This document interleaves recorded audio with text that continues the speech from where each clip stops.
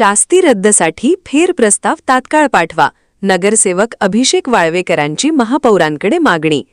इचलकरंजी महानगरपालिका हद्दीतील विविध कारणांमुळे मिळकतधारकांवर आकारण्यात आलेली शास्ती रद्द करण्यासाठी फेर प्रस्ताव तात्काळ शासनाकडे पाठविण्यात यावा, अशी मागणी नगरसेवक तथा प्रभाग समिती ब चे सभापती अभिषेक रमाकांत वाळवेकर यांनी महापौर उदय धातुंडे यांच्याकडे निवेदनाद्वारे केली.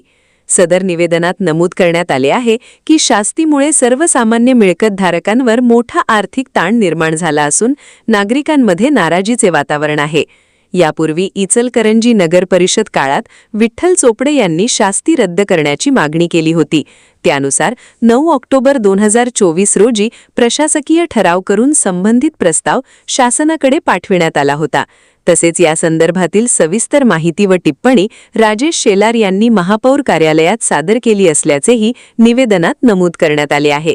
मात्र अद्याप अंतिम निर्णय झालेला नसल्यामुळे मिळकतधारकांमध्ये संभ्रमाचे वातावरण निर्माण झाले आहे.